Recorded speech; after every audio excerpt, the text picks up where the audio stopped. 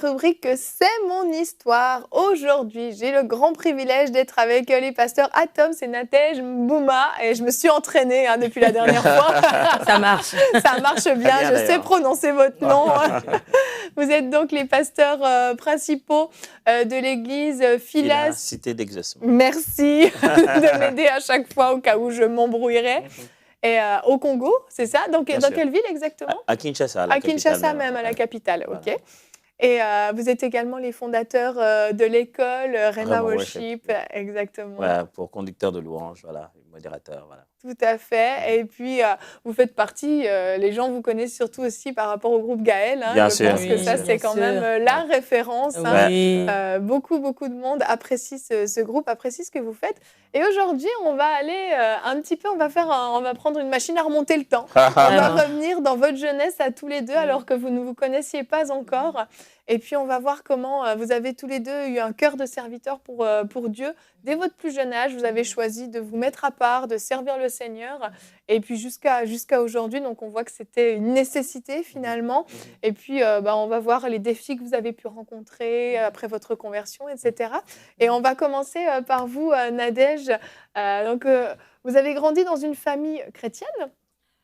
Oui, il faut dire ça comme ça. C'est ma mère qui nous emmenait dans des réunions de prière. Je me souviens, quand j'étais encore très petite, nous emmenait dans une campagne d'évangélisation, je crois à Télé-Osborne et tout ça.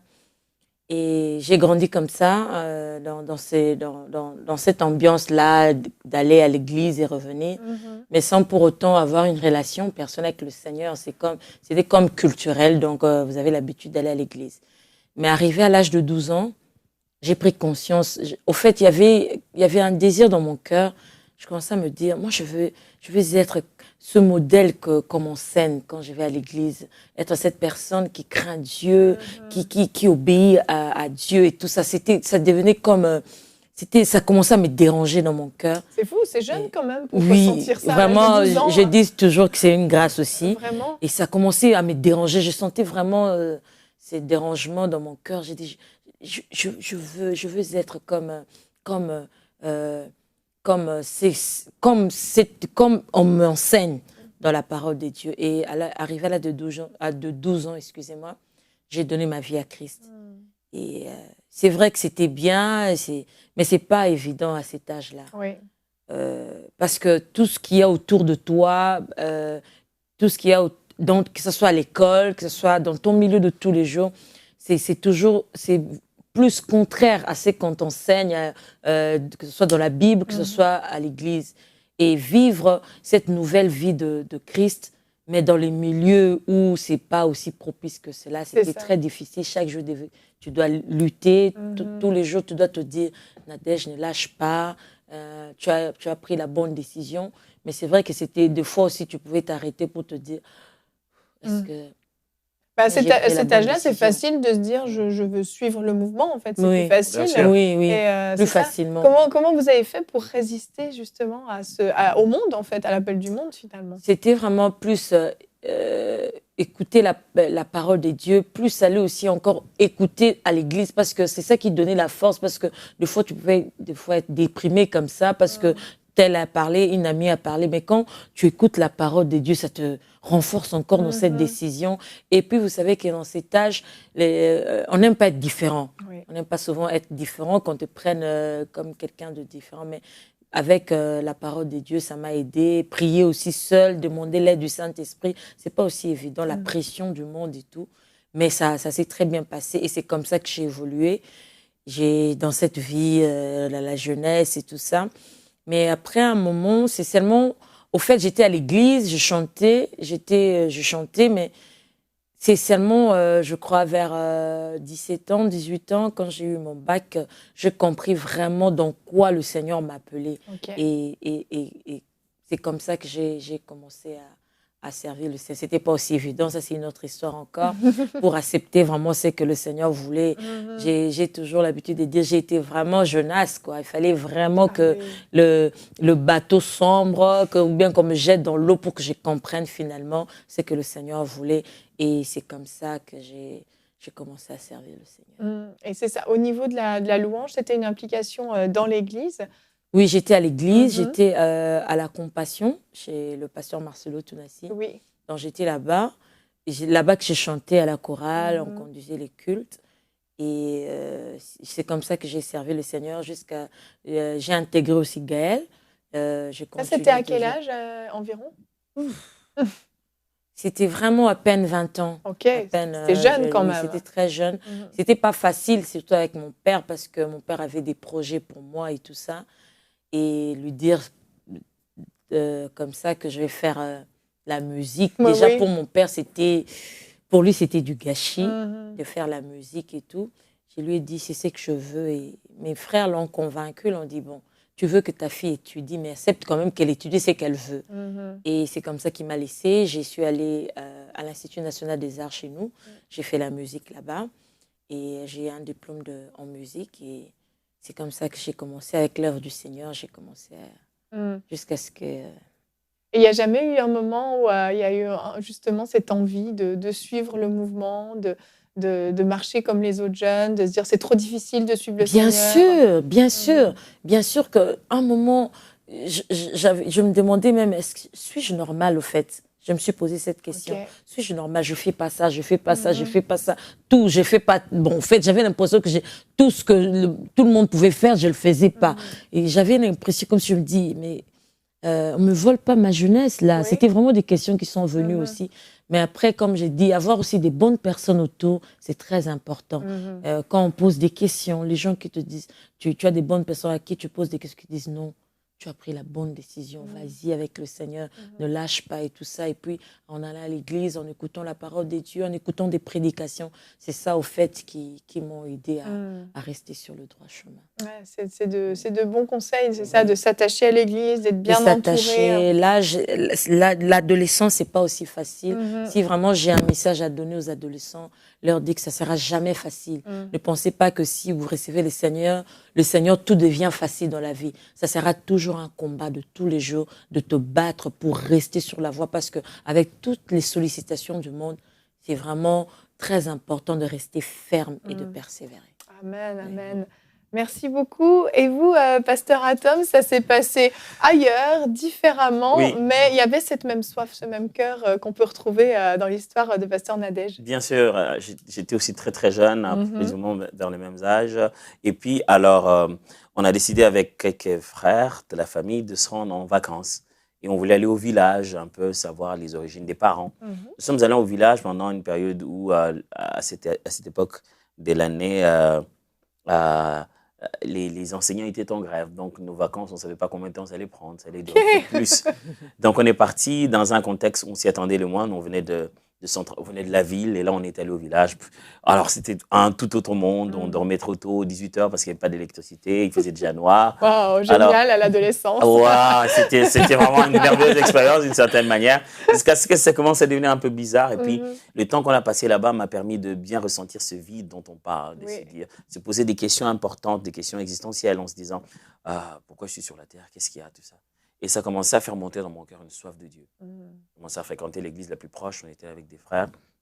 Je me souviens d'ailleurs, une fois, on a répété en se disant, on va chanter. Ouais. Alors, une flamme de Dieu a commencé dans mon cœur. Et un jour, je me suis dit que je devais aller au culte. Bon, il fallait marcher quand même à 4 à 10 kilomètres à pied. Et je devais marcher. Et je ne sais pas comment, mais je pensais que ce jour-là, il y avait culte. Donc, je me suis préparé. Je suis allé prendre mon offrande. Ce n'était pas de l'argent. On ne partageait pas de l'argent à ce moment-là. Donc, on ne s'en servait presque pas. Les gens échangeaient. Donc, il fallait chercher. Je suis allé chercher des rameaux pour aider à la construction de l'église. Et des tubercules de manioc, parce que c'est avec ça qu'on faisait le repas principal qu'on appelle chez nous le foufou. Donc, j'ai préparé mon offrande. J'ai fait la marche. Je suis arrivé jusqu'au culte. Il n'y avait personne. Je me suis dit, bon, je suis arrivé peut-être plus tôt. J'ai attendu, et puis j'avais mon petit Nouveau Testament, les Nouveaux Testaments de Gédéon, vous savez. Je lisais dedans et je suis allé à la fin. Là, on vous aide à recevoir le Seigneur. Je fais tout cela et je ressentis cette grande paix dans mon cœur. Je compris qu'il y avait une grande passion dedans de moi. Et ça, ce jour-là, j'ai dit, Seigneur, quand je rentre en ville, toute ma vie n'est plus la même. Wow. C'est complètement fini. Et il n'y a jamais eu culte. Un engagement.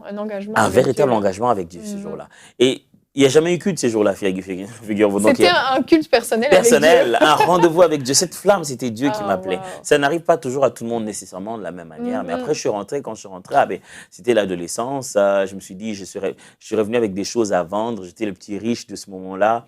Et puis après, un jour, en marchant avec un frère, on a voulu faire ce que les jeunes faisaient à notre époque. Alors, il voyait une belle fille, il s'est dit, bon, je vais l'aborder et tout.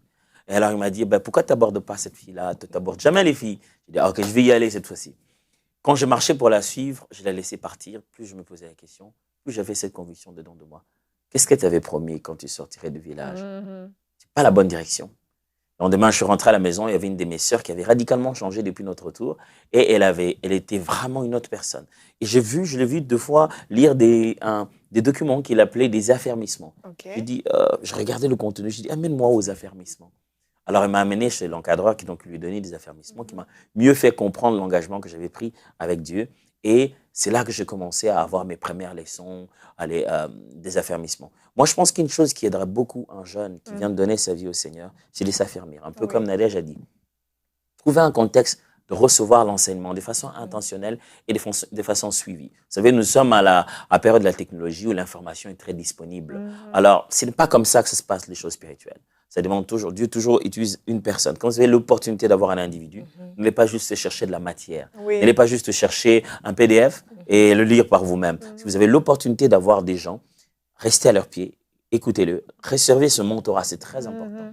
C'est ce que vous avez fait justement dans cette petite église ménonite à l'époque. Oui, à l'église ménonite à l'époque, dans la jeunesse. Alors, le pasteur Eddy, qui était celui qui me prenait en charge, a dû commencer à me donner les ABC et petit à petit. Donc, avec cette grande flamme de Dieu, je me suis mis à servir dans tous les départements de l'église. J'étais en train de gagner les âmes. Chez nous, vous alliez gagner d'âmes. Et puis, il y avait ceux qui allaient faire la visite pour les préparer, les prévenir qu'il y avait culte. Et puis, il y avait ceux qui faisaient le protocole pour les recevoir quand ils viendraient. D'autres qui faisaient l'intercession, qui prieraient pour eux à la fin. Et moi, je faisais tout ça. Et puis, après, j'ai commencé à conduire le culte. J'avais juste une grande flamme pour Christ que j'avais envie d'en parler aux autres. Et puisque quand je parlais aux autres, ils me posaient des questions un peu bizarres. Alors, j'avais besoin de réponses. Donc, du coup, j'ai quitté l'école. Je revenais à 1h de l'après-midi, donc 13h.